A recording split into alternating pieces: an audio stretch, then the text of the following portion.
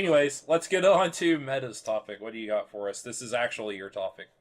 This is my actual topic now. I'm going to talk about Stranger Things Stranger because, damn it, Things. it's time. We've all seen some of So- it now, at least. So I was gonna say. It's about time. we have Lily and I finished both seasons. You guys marathoned it pretty hard, didn't you?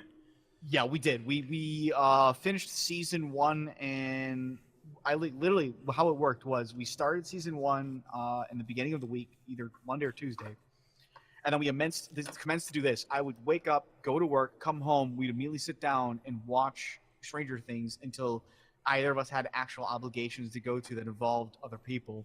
And then if we had some time left over in the end of the night, we'd go back to watching Stranger Things. I'd go back to sleep, go to work, come home, repeat. And so we got through the first week of that, and then on the weekend, we essentially just crushed out season 2 really quickly. Yep, and Tetsuo and his wife have been marathoning it this as well. Yeah, we literally sat down. I think it was Saturday. We sat down at like 9 a.m. and started it because I was building Gunpla in the living room and needed to put something on the TV. And I didn't get very far into it because the show was great. I'm an old boy. I watched it right when it came out. So what is this Stranger Things? Well, it's strange. Fuck off, Maui. It's a thing. It's stranger than another thing. God. So, Stranger Things, for those of you who have not seen it, first off, I would say right now, just put this on pause, go binge it, and then come back, okay? That's the best thing I could say. But for those of you who are more interested in something and need actual information to make valid decisions with your life, which I don't know why, just please believe me. Stranger Things is essentially set in the 1980s and involves pretty much just that generic style, that style of horror and whatnot. And it's not, I wouldn't say it's full on horror, but the gist It's like is Spielberg even. Yeah, Spielberg. Yeah, the same way that the Close Encounters of the Third Kind was horror-y. Yeah. But it definitely has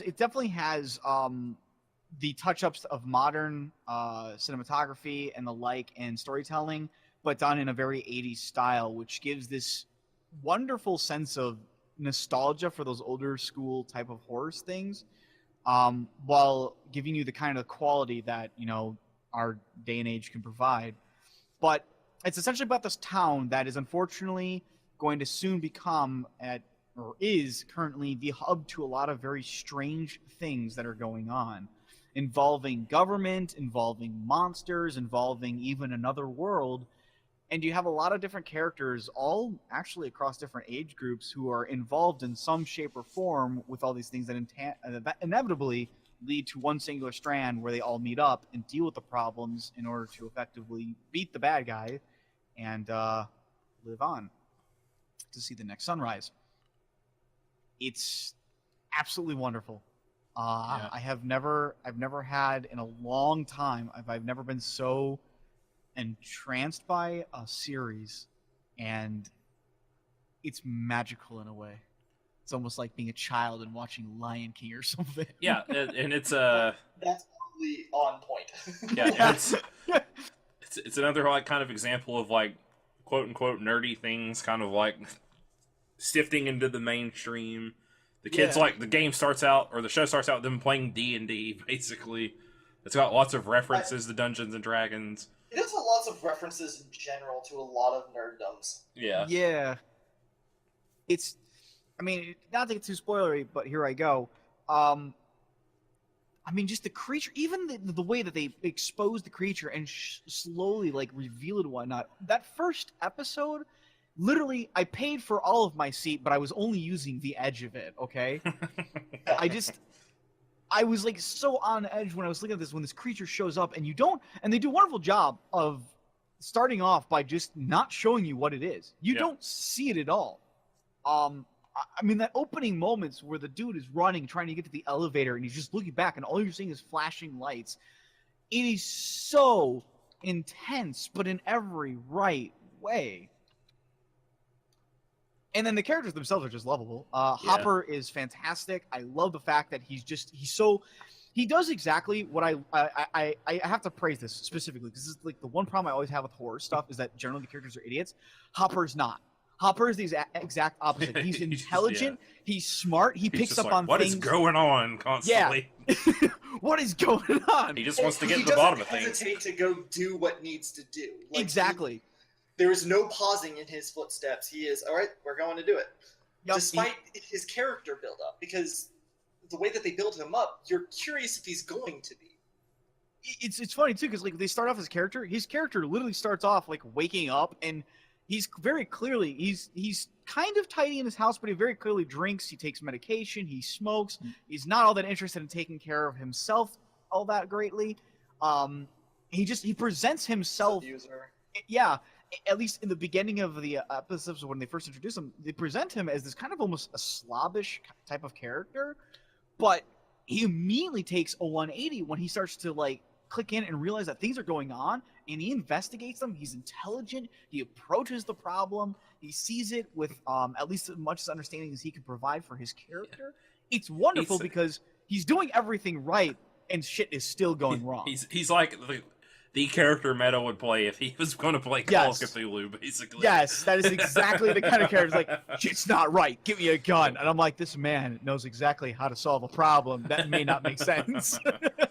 Yeah, the show has that very, like, it reminds me a lot of Call of Cthulhu. That kind of, like, it's like, this feels like PCs working through a Call of Cthulhu adventure. And that's actually something to make note is that they stated that there's very Lovecraftian elements in it. Yeah, exactly.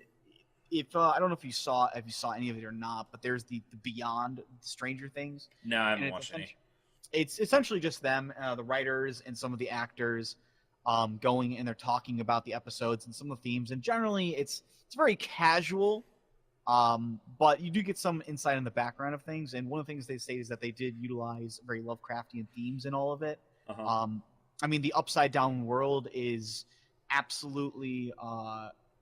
It's interesting in its own right for not only what it could involve and what it is, but what could thrive there, what is there, and obviously as you see like what the creature is and how it got to our realm and so on and so forth, it makes me think of the dreamscape from Lovecraft. Yeah, there's the shadow. I mean D&D, the shadow realm, the nether realm or whatever they call it's it. Very much that. Yu-Gi-Oh now, boy. I know, Yu-Gi-Oh now. It's Shadow Plane. Banished to the shadow. The Shadow Plane is very clearly a huge inspiration for it, and they even obviously make direct reference to it in. Yeah, they show. call it the Veil of Shadows, which I don't think is a thing. I don't know if it's actually a thing or not, but I mean, it's a cool name. I thought the Veil of Shadows was specifically, they were talking like a module, because I think he calls it like the ethereal plane or something like that. Well, they describe the way the planes work as this is the ethereal plane. This is the like the ethereal plane can interact with the material plane in very specific instances, but generally you can't unless you cross. They said over it's into it. it's next to it, a twisted version of the material plane, which is literally the shadow plane in D&D. Yeah, that's pretty much what it is. But, I thought that he said like the Veil of Shadows, the way he said it was like a module. Because I don't know. Because they mention a few different modules, and I want to say like a couple of them actually do physically exist for first edition D&D. I mean, they definitely gone through changes. I'm pretty sure they're fake. That's what I've seen online. Oh, really? Well, in either case, the inspiration is clearly there. Yeah, because in D&D, the Veil of Shadows is just a tomb located on east of Karandal, Spine of the World, blah, blah, blah, in D&D. There you go. Yeah, the kid actors in this are like super good. Some of the best kid acting I've ever seen. Oh yeah, I've ever seen. I actually enjoyed following them and seeing where their escapades left them, and like how, because even they approach the problems realistically but directly, which was just very nice. So it was even fun to watch them approach a problem that's not the same as the one Hopper might be approaching, but all together still interesting. Yeah, one of my favorite things, someone commented on the show one time, I can't remember who said, but they were like, some of the best things about the kids is they're very much 80s movies kids too, because they swear a lot, they like rip on each other, like the way they talk is very much like 80s movies kids. It's fantastic. The The one thing I will state between the seasons, and I don't know if you guys will agree with me or not, Tets and Obs. I know Mao's only seen season 1. Literally, it's just Alien and then Aliens. I've never seen Alien and Aliens. Oh Well, wow. Okay, well, I guess the metaphor won't work. Yeah, But that's what I feel actually, like what it is.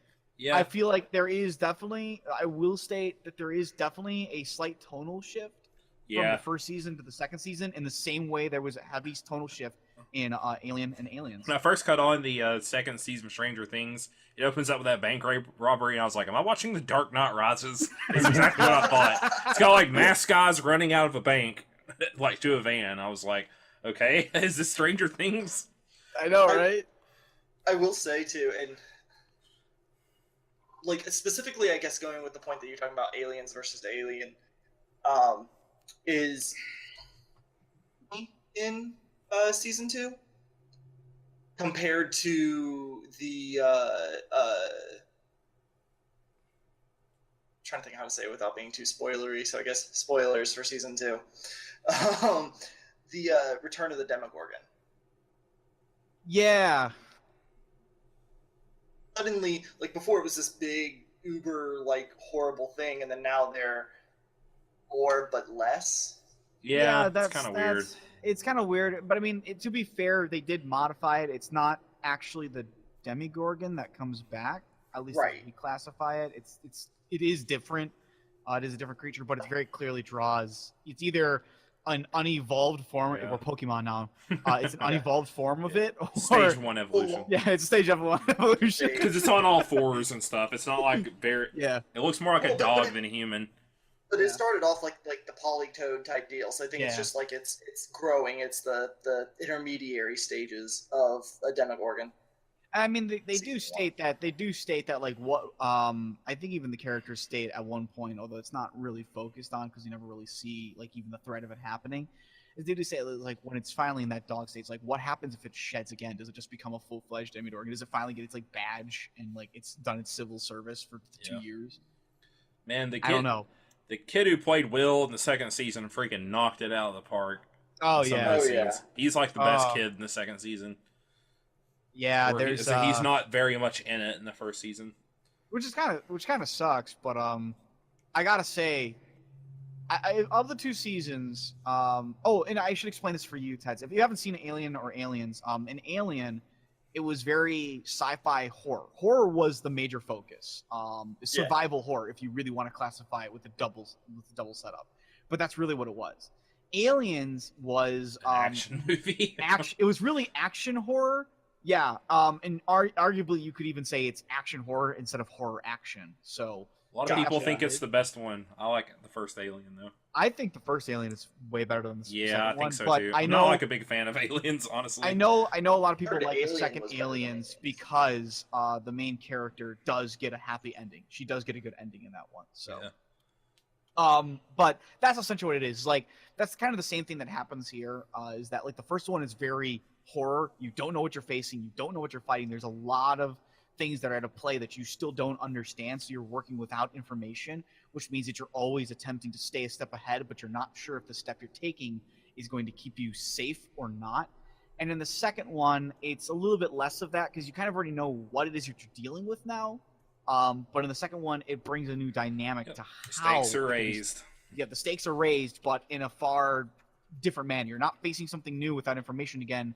You're facing kind of the same thing, but in a very new manner of it. So Yeah, it was good. I think I like the first season a little bit better, but I would say I like the first season a lot better than the second one. But I will admit that I just like mystery more than I like action when it comes to my horror. yeah, the second one's a bit slow to get going, in my Oh opinion. god. So- I don't know, like I don't know. I felt like the shadow monster was a little more mystery to it, though. At least for me. Oh yeah, Yeah. that was fine. I felt like there was more mystery in season 2 than there was in season 1. God, that thing. I think the only thing that was the one part that really finally gave me the goosebumps that the first season did was when they finally kind of hinted at that big creature in the sky and whatnot for season 2, and it was just like, oh, here we go. Here's the thing we don't know. But like I said, I like the mystery, so my favorite part was because I didn't know anything about it. Therefore, how do I fight it? Yeah. My favorite part, Steve Harrington. Steve That's Steve Harrington. Harrington. Best As character in the show, in my Lily, opinion. as Lily put it best to me, she's like, Steve 2 Harrington doesn't have time for season 1 Steve Harrington. Exactly. Man, Steve in season 2 is he's the bomb diggity. I thought he even had a nice little arc in season 1. Steve Harrington, I think, has a fantastic arc. He has, I think, some of the best stuff that happens to him. Yeah, but all the characters are pretty good. You know, Steve's just a slight edge. I think you two are Hopper guys. Yeah, I don't like Steve. I think he's a bit of a douchebag. Boo! Boo this man! Boo him! Like, even his character development is all about how he can be a little bit more self-serving to himself. Like, I don't know, it's just... If I had to choose characters, Hopper is definitely my favorite. But I think Steve Harrington has had the best character arc and change. He uses that Farrah Fawcett hairspray. God. So yeah, Stranger Things, it's great. Go watch it if you haven't watched it now. If season 2 is slower, then I don't think there's any chance I'm gonna watch season 2. Oh yeah, it takes a little bit to get going, in my opinion. Yeah, unfortunately. I was not a big fan. I felt like the pacing was already abysmal. Like, you probably could have cut out half the episodes. Like, I don't think I really felt like I learned much after episode 2 or 3. That sucks. So, like, yeah, but you're also less a horror fan too, though, right? Yeah, it's just like so a it's mega probably just pastiche. not your cup of tea. Yeah, it's just everything they're drawing from is things I don't really care about, like Stephen King or E.T., The Goonies, things I've never seen or don't really care to watch. Just the pacing seemed awful. I think you could have cut out everything with the teenagers. Like, they do literally nothing of relevance in season 1. But Barb now. Season 2, but they Barb. become way more important. At Yeah, least for Barb's the real pointless. Like, Yeah. Where is she now? Where'd she go? Yeah. Where's Barb? Like, there's literally no point for them to be in season 1. I feel like they don't do anything. I'll actually agree with you on it. I feel Even their thing about what's in the even the thing they do in the last episode, like, has no effect on what happens after that. Yeah, you know what? I actually have to agree with that. Which was really frustrating because I thought they were finally going to be able to kill the creature. But it wasn't them who did it. I was actually kind of upset with that. I was like, I don't think they made any influence. They didn't seem to bother it at all. I like their characters enough to where it didn't bother me. I will disagree with that. The flames definitely did something to the creature. I mean, did not like it. Except it shows up and then kills more people than the rest of the show combined. Like, Yeah, but if I'm they not had pretty never done that, influential. they would never been able to find Will, though, because they only found him through following the blood splatter from it being hurt by them. Yeah. It definitely got hurt. I'm not saying it got hurt and was crippled by it, but it certainly was hurt. And the monsters seemed pretty ineffectual for most. Like, it didn't really seem to do much on its own except kill a deer. Like, I mean, a teenager was able to fight it off with a bat. Pretty. Hey, that was a spiked bat. Don't you take that? That's Steve Harrington. Don't take that tone with me. Don't you talk bad of him. I will agree. The creature, unfortunately, once they finally do get the reveal and it stops snatching up people in the background as it's wont to do, definitely loses a lot of the oomph to it. The fact that, yes, a bat... I literally looked at Lily and I was like, why is it that the bat stops it, but like a fucking gunshot to its nothing didn't do anything? Also, like, the what whole is blood thing felt really kind of stupid. Like, everyone just takes it as the fact, and it doesn't even make that much sense because you see blood, like, with 11 and he should have probably, shouldn't he have gone for Benny Hammer's corpse from the first episode? Like, they say it's attracted to blood, but you see blood other times during the season and nothing happens. It's only relevant when the story tells you it's relevant. That's true. But how much is that not just storytelling in general? I mean, it just felt like bad storytelling to me. I mean, there is definitely inconsistencies. Everything's going to have them. Yeah. There's no doubt that, yes, it probably should have showed up. But arguably, when Benny got his blood on the floor, it was not alive, I guess. though is like it could only go so far away from the Yeah, that's true Institute, too. and we don't really know how far Benny's diner was from the Institute. I mean, it's Yeah. the first place 11 showed up, right? Yeah, but we Yeah, don't but they there's don't no really map. show how There's actually long- no map of it. To be fair, like there's no map. We have no idea how much she wanted about. She could have gone in like a very large arcing circle before hitting Benny's place. Maybe. Yeah. It I mean, just doesn't that's- make sense. I mean, there's definitely some things that could be answered for sure. I agree with that. Yeah. Plus, yeah, they didn't feel like they did much world building in the first season. It's probably why the season 2 actually feels a little bit slower, is because they didn't build in the first one. They really wanted to get us right into it, which, I mean, to be fair, at least in comparison for them, because I know to you it's slow no matter what. Yeah. I mean, a lot of the people I've seen that didn't really care for it all pretty much say the pacing's too slow. I could agree with that. But I'm not going to. I agree. I don't like the show. To me is the characters and like the kind of like nostalgia stuff. So that's what I I just like think about it. I think it was the production value's good. Like the soundtrack's the best thing for me. Like Yeah, you like I'll synth listen to the stuff. soundtrack, right? But I feel like it could have been cut into a tighter 4 episode and just been better. Like a mini series. Yeah. Well, and I think that was one thing for me that I definitely didn't like, is that it was only 8 episodes long. Like, they could have extended it and put in more world building, or they could have cut it down and cut out a lot of the dragging. Like, it Also, was... I had to skip everything with Winona Ryder's character. Yeah, much people just- either like yeah, her or skip don't it. like her. She's better in the They- second season. Apparently, they changed everything about that character just so they could have her as the actress. Wait, which character? Winona Ryder, the mom, Will's mom. Oh. She was a very different character before, and then when they got Winona, they're like, "Well, we Just better go like, insane. having Winona was more important because she's a big '80s star." I had no clue, so I actually don't know her at all. So I thought she was fine for all intents and purposes, and I have no overexposure for her. This is the first time I've ever seen her. I mean, To I be don't think I've honest- seen her in a whole lot. I just thought it was pretty good. Mr. I've only Deeds. really seen her in Beetlejuice, I think. I Well, I was mean, just, like, to be honest, my wife said that Winona Ryder's character really sold a lot of the characterization for her personally.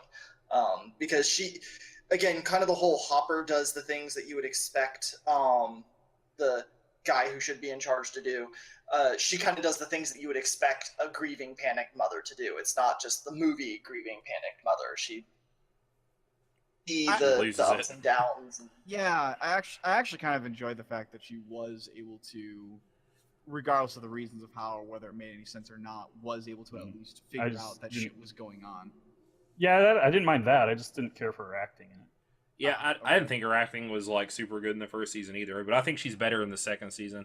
Like I thought she's fine, but the second season has like a very jarring like shift for one episode, in my Yeah. opinion. I can't talk about it without What is it? spoiling anything. is it the one that everybody talks about? Yes, Yeah, I've already heard of. There's one episode that just does not. Everyone's like, you can just cut it out. the tone entirely. completely like changes. I do not know this episode. Can you just give me the Episode 7, I believe. It's Really? the one in Chicago Oh, where you get the cliffhanger and then it goes and does this and jumps right back. A lot of people say, Robots. Robots. But yeah, it's a very jarring shift. When Tets gets back, he can start talking. But yeah, because it's like it ends. It's like, okay, you have this oh shit moment, and then it's just like, and we're not going to deal with that, and we're going to deal with this, and it feels like they're trying to like spin off into something else, possibly. I mean, there's, I think a big problem with like generally though, like why they're shifting the way they are is like I think I'm kind of actually fearful for season 3. They said season 3 is going to be more character driven. I thought the show's character driven already. All right, I I was don't gonna know say what it's to already tell you. character That's driven. just what I've seen as a headline. That Yeah, doesn't really tell me. That doesn't really tell me anything, though. I hate that fucking kind of terminology. Character driven. It's already driven by characters. That's how you're telling the damn It's going to story. be more character driven, Meta. it's not about the Oh, overarching well, plot. my mistake. You back No, I mean, Tets? like, what does character driven mean?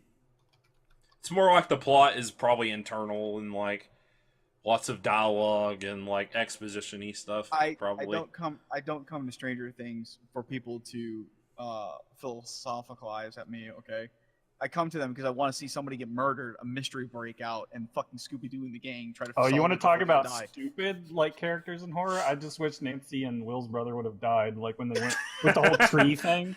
Like they should have just died there. It would have been so sad. Like, huh? We're gonna hunt this monster at night. Oh, They should have died. With They this should tree? have. Let's Yeah. go in. I specifically sat there and looked at Lily. I actually got angry about that part. I was like, this is the stupidest thing. They went hunting for the creature. What does she fucking do? She goes inside the tree? Really? And like Right after seeing that deer disappear in the way that it does. Yeah, I'm like barring the fact that the deer disappears as it does, you look at a tree and suddenly there's this weird goopy like substance you can push your hand through it. You're not like there's alarm bells aren't going off for you? Fucking really? Lily was like, well, you know, she was investigating. I'm like, look, Lily, if you were in a forest with me and we were trying to find a creature and you found something like this, what is the first thing you do? And she looks at me, she just looks at me dead in the eye. She's like, I'd call free if I couldn't find you. I'm like, that's what I thought. Wouldn't be crawling in there by yourself. Get in that tree. It was so stupid. Man. They should have both died right there. Yeah. So, but yeah. But yeah, hopefully you've watched Stranger Things, because we talked about a lot of spoilers here. So. I warned. I said I was like going. I don't want to do spoilers, but here I go. If you haven't watched it though, and you're back with us or whatever, then probably go see it if you're into like nerdy 80s nostalgia stuff. If you don't really like horror, it's not your bag, kind of like Mal. Yeah, you probably won't like it as much. If you don't mind slow stuff, if you want action all the time, then it might not be for you too. Yeah, but I highly recommend it. I would recommend it too. It's got its flaws, like everything does, but. Yep. So, speaking of flaws,